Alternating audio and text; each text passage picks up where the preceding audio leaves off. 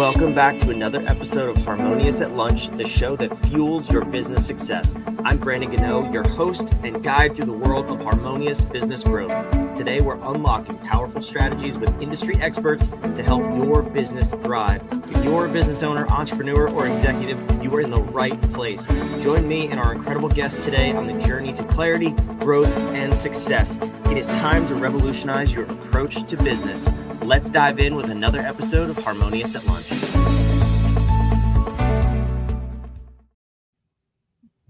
Welcome back into some more bite-sized business advice. And today's episode might be a first for this podcast. We are talking real-world events and how it may or may not impact your business. We're talking DOGE.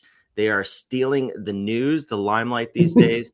Dogecoin took over, I think, in 2020 or 2021. But if you haven't heard what's going on with Doge and the U.S. government, well, you're in for a real treat today. I have a guest, a repeat guest. You heard Kevin about 2 weeks ago at this point on this podcast, talking about interacting with the government contracting. That's what his business specializes in. But today we're talking Doge. So Kevin, welcome back to the show. Thank you. Excited to dive in with you.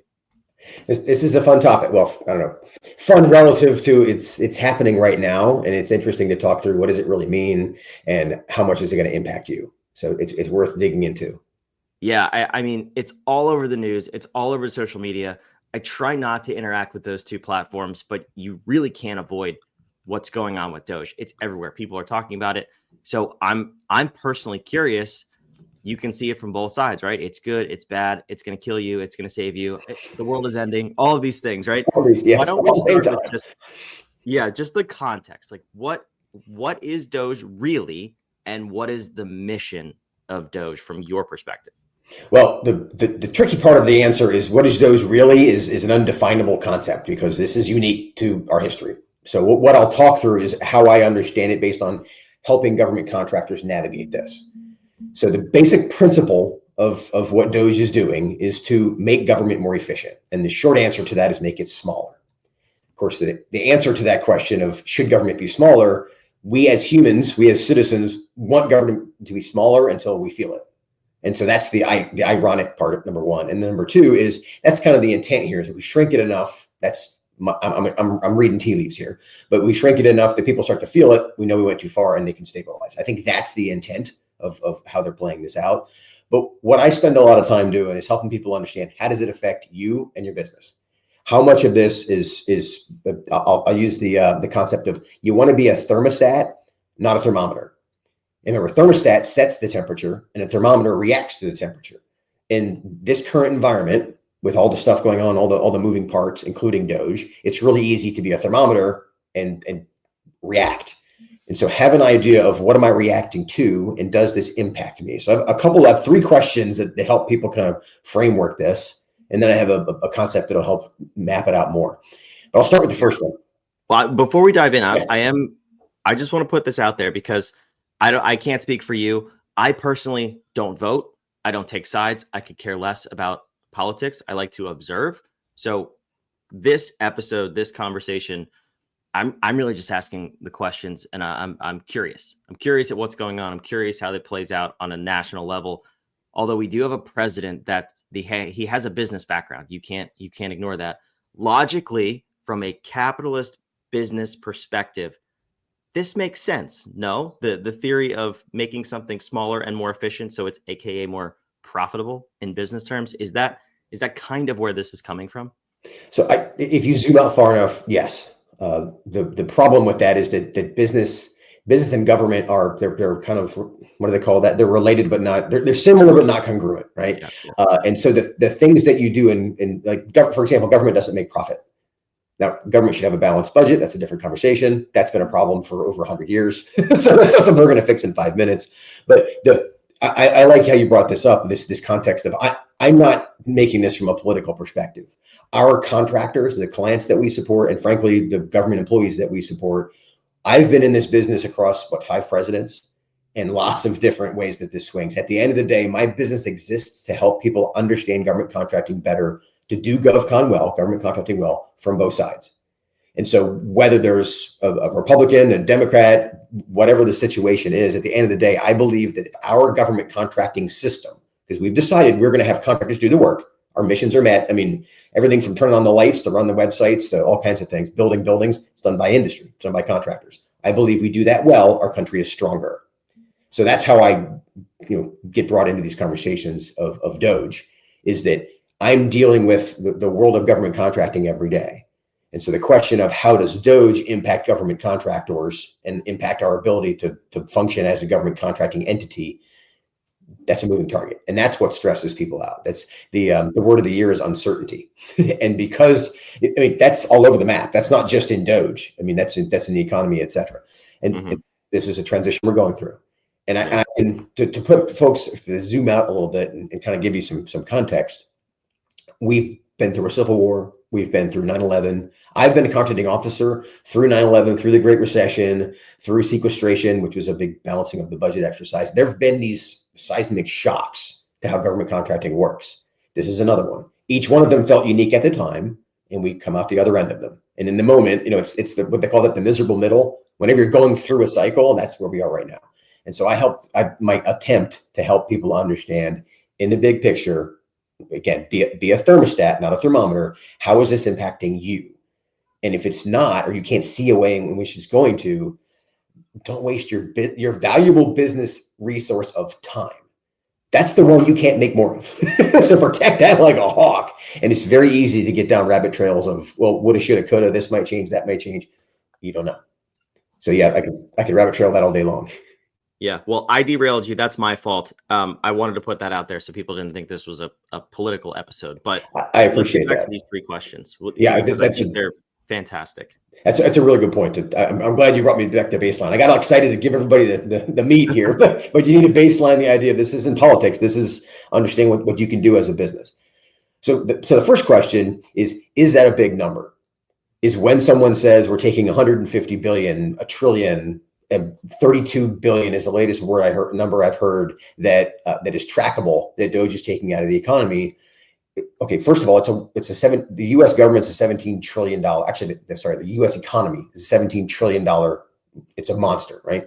Of that, the government, if you take all of the pieces of it, it's maybe 1.5 trillion. So it's small numbers, right? If we shrink that by 32 billion, it's not likely to impact you.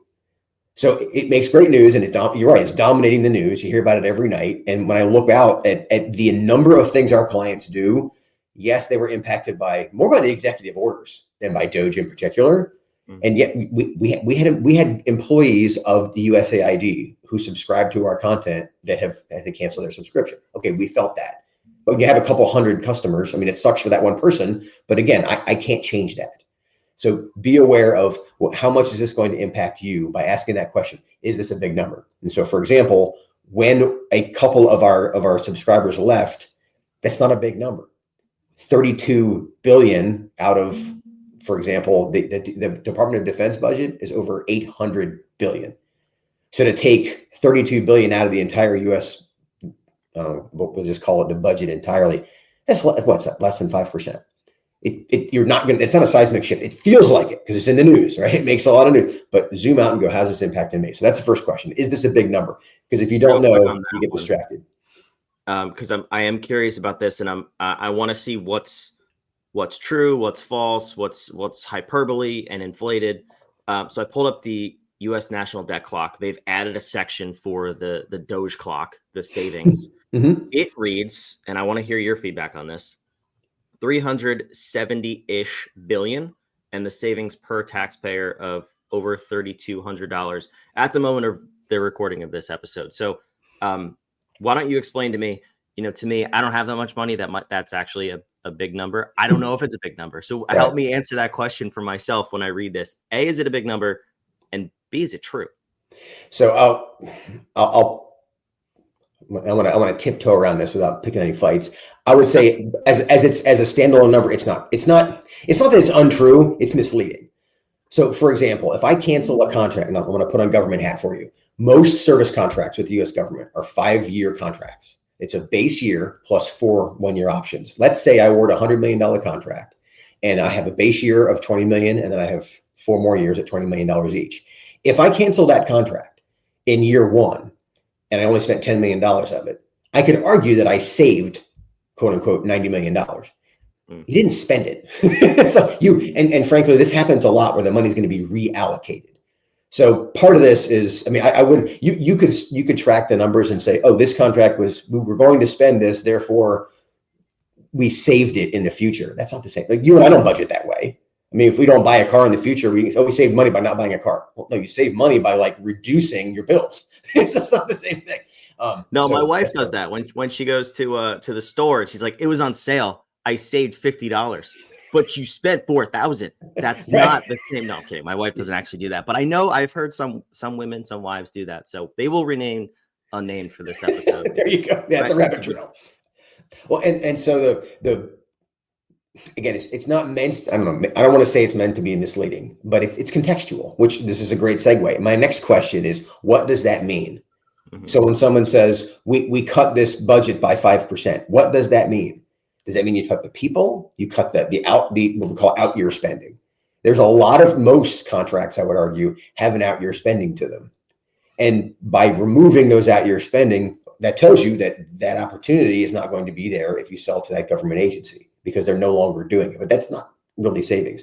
The other side of this is that a lot of contracts, there's a termination for convenience clause that's in every government contract, not every, but almost every government contract. And so when the government has the right to terminate a contract and say, poof, we are no longer going to pay for this work. Lots of those have come out. Like, lots of contracts were terminated for convenience.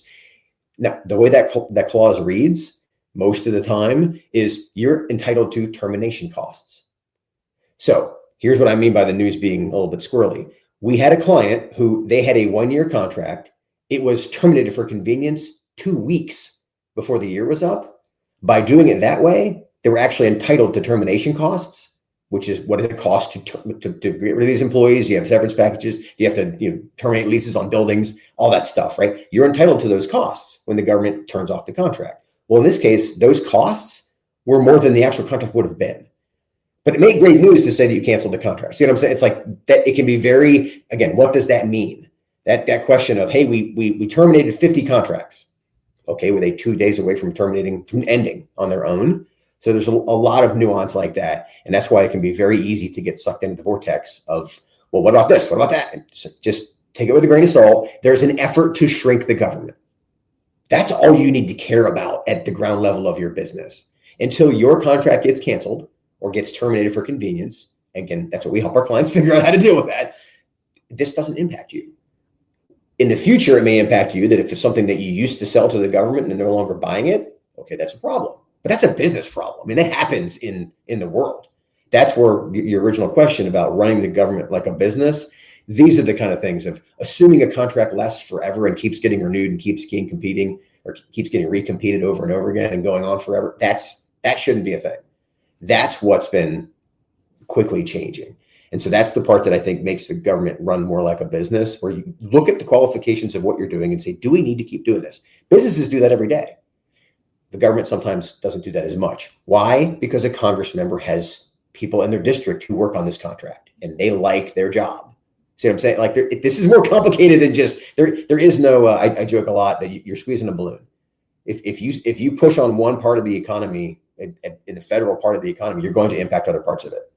And I don't want to say you have to be okay with it, but you at least have to have an understanding of what it's going to mean.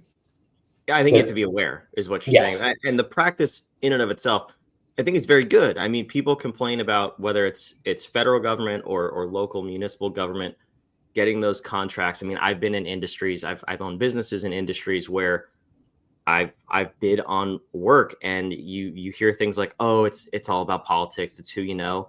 I mean, sometimes that is true. And that's a different episode. As a matter of fact, we probably covered that a little bit on our last episode together, but that this practice of looking at things from a business perspective, what is best for the taxpayer who's funding the government, and what's best for all parties involved. We don't want relationships to go on forever, like you said, just because we have them. Like, let's actually bid on the work that's going to have the best result for the end user. I think that's a beautiful thing in and of itself.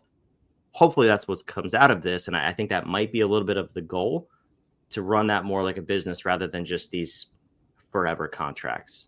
Yeah, and there's a couple pieces to this. One, the way this is being executed is very much like with a hammer, as opposed to with any kind of finesse. That's creating its own problems. So, and again, that shouldn't be news to anybody. That's one of the biggest problems with this. I mean, lots of it back in the 90s, the government shrunk. Again, different party.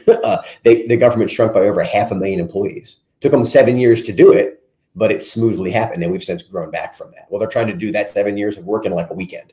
And that's why this feels really jarring, right? But to touch on a point you made a minute ago is that there's a perception that government contracts are all about relationship. There's a reality that sometimes they're all process, sometimes they're all relationship. Most of the time, like, I don't know, 90% of the time, they're somewhere in between. Because even if there's a process to award a contract to you, there's still, can you do the work? Do we trust you? There's still a human, like, again, what my role was, signing a contract. As a contracting officer, you sign a contract. That's a human signing a contract saying, I'm putting my name on here. I'm hiring this company to do the work. That may only be 1% of the decision, but it's still, there is a relationship piece of it. But there's also a process. And so that's a whole different, we have a whole podcast about that. Podcast episode 383 is called the process to relationship ratio, just on that idea of this is a ratio. And if you don't understand where you are in the process versus the relationship, this could be frustrating. And I think, to your point, that's one of the things that's happening right now. People think, oh, this is all relationship. Yeah, it's not all relationship, but there is a piece of that. Absolutely. Yeah. So what I'll do is I'm going to, Kevin, toss your website on the screen. He mentioned his podcast episode, what'd you say? 383? 383. If you want to explore government contracting, and who knows, by the end of this episode, you very well might want to do that in your business. Go check that out. It's in the show notes description, wherever you're watching or listening. But Kevin, why don't we round this out? What's the third question we should be asking? The third item is, so we talk about, what does it mean? The third one is, how does it matter? How does it impact me? And I have a rubric to kind of help people understand how that works. And what I mean, these forces around government contracting, there are three basic forces that impact government contracting. One of them is competition. How much competition is there for the work that you want to do? The second one is how much communication is the government going to have with you? That's the relationship piece. Like, how much are they going to talk to you? The third one is how much regulation is involved. And that makes a triangle. And what's happening right now is the regulation side, we'll call that the bottom of the three sides of the triangle. That side is shrinking. So if you look at the triangle, imagine that the bottom side is shrinking. That means the other two sides are getting longer. That means the communication side and the competition side are getting longer relative to the regulation. So when DOGE comes in and shrinks the budget, shrinks the capability of some government agencies to award contracts, shrinks the regulation, that's a lot of what's going on that I'm dealing with day to day. That means that it could be, not that it is, but it could be easier, in air quotes, for you to be able to actually compete for government contracts. Now you have more companies coming in. That means the competition is going to increase. That's how this could affect you. If you have government contracts, and let's say that they're not impacted by DOGE, like there's a lot of Department of Defense contracts. There are lots of contracts, frankly. I'm making up a percentage. I'm reading tea leaves, to be fair. I didn't research this. It's got to be 85 to 90% of contracts aren't impacted at all, other than just the uncertainty feel around them. But there's a lot of stuff that's not going away, right? I mean, most of our contracts weren't impacted at all. Most of our clients' contracts weren't impacted at all. So let's be real. But that regulation change, which DOGE is a part of, that is going to impact how the contracts are administered, how they're competed next time. That's what it means to you. So the easiest way to do this, look at that triangle and say, okay, if the regulation shrinks, does that increase the number of competitors? Does that increase the amount of communication I need from the government to understand what's going on? Do I need to build more relationships with contracting officers, with program managers, with government folks who this is what they do, the ones that are still there?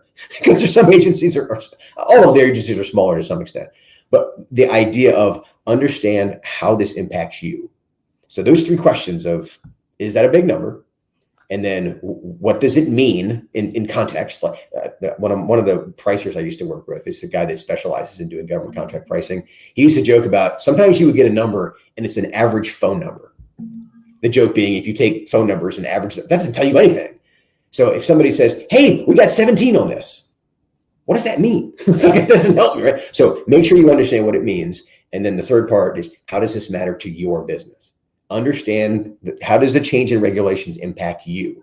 And frankly, if you don't sell to the government, the tariffs are going to impact you more than DOGE. And the tariff, that's which again, I'm not an expert on that, but we have a whole podcast about that too. There's a clause in federal contracts on how you deal with tariffs. So this isn't a new concept, but these are the kind of things that you got to think about. What's going to happen, or what could happen, and how does it impact me? And so much of what DOGE is doing, they're shrinking the number of people, and they're shrinking a lot of the funding, and they're shrinking some of the regulations. What if you haven't felt it yet? You're probably not going to. Frankly, which I just thought of that just now. That's an interesting point. If you haven't felt the impact of DOGE yet, you're probably not going to in your government contracts. Yeah, I would have a feeling that the big obvious stuff they attacked first, and they've already found. What do you know when their contract expires? I heard it was end of May. So it's not a contract. This is all kind of pro bono. That's these are the kind of things that when you say what does DOGE do, they're not the government will often hire people to study stuff like this. That's not what's happening in this case. And so that's what makes this kind of squirrely of like, well, what exactly are they doing? That being said, I mean, again, the news says that Musk is going back to focus on Tesla. And frankly, a lot of the goals that they set out to do have started to be met. Mm-hmm. So there's a lot of momentum behind it. The bigger issue is we joke about, actually I shouldn't joke about it. We use the metaphor of the government is shaking the snow globe. The president is shaking the snow globe right now. Once he stops shaking the snow globe and the snow settles, then we can figure out, okay, what does the new version of government contracting look like? I can tell you from having been through these a few times, the basic concept of what government contracting is, which is government has decided contractors are better at doing things than the government. We decided that a couple hundred years ago. We continue to do that. The people who sign the contracts are contracting officers, and the funding for those contracts comes from Congress. That stuff's come out. That's come out of the Constitution. Right now, they're shaking the snow globe on that a little bit, but functionally speaking, at the end of the day, Congress will give funding to contracting officers who will work with customers, the government users, to award contracts to contractors. That's what it's still going to look like that when we're done. We're in the miserable middle, so we have to work our way through it. Yeah, I like it, and it's honestly when you talk about it that way, that really is crisis management 101. What is true? I thought of it that way. Yeah. What will remain? What will change? And where do I play in those gaps? And if you can just distill it down to those things, yeah, we're talking about government contracting here, but who knows? Maybe you have a client who's impacted by DOGE in some way, and now you can't serve them or they can't work with you. Who knows? What is still true? What will not change? And what are the fundamentals of what's in place? And I think if we can have that approach moving forward, the news becomes irrelevant. I hope the news becomes irrelevant because it's stupid. Why are we still watching the news? Kevin, do you watch the news? Not anymore. Oh, well, that's not totally true. I'm very selective in. I'll put out a plug. Marketplace, NPR. That's the one kind of news source ish because they're very much into the whole zooming out the overall economy. But like the regular mainstream news, there's not enough context to be able to do anything with it. So again, your time is your most valuable resource. So be careful where you spend it. And if you're spending it in front of the TV, getting half context, if you can't answer that question of is that a big number, it's not even worth putting in your head. Yeah, no, I love it, Kevin. I appreciate you coming back. This was an awesome episode. We got your website on the screen in the show notes down below. If you do anything with government contracting, or if you maybe want to go check that out, skywayacq.com. And Kevin, I wish you the best of luck. Hopefully we'll have you back soon for maybe a more fun episode about all the things the government's doing right. That would be fun. I think it'd be really interesting to talk about all the things the government does, all the contracts that are awarded that we don't notice, all the things that are done. And the reason I gung-ho about this, there are millions of small businesses that if they knew what the government did and it's exactly what they do, they would be interested in the contracts that are out there. But that's a whole different rabbit trail. And there's lots of free resources to help them. Yeah, that's why your website is in the show notes. So go check that stuff out. Get curious. Think outside the box. There are millions of different ways to grow your business. This just might be the one for you. So, Kevin, thanks for being here. And thank you for listening. Make sure you subscribe. We'll see you on tomorrow's episode of Harmonious at Lunch. Thanks for listening to another episode of the Harmonious at Lunch podcast. Make sure you subscribe on whatever platform you're on, and we want to invite you to join us in the Small Business Success Facebook group, our private group where guests and listeners come together to grow your business. We want impact-driven entrepreneurs who are ready to go to the next level in this group so we can all share ideas, collaborate, and grow our businesses together. Go to whatif.com/group, and we want to invite you to join today. See you on the next episode of Harmonious at Lunch.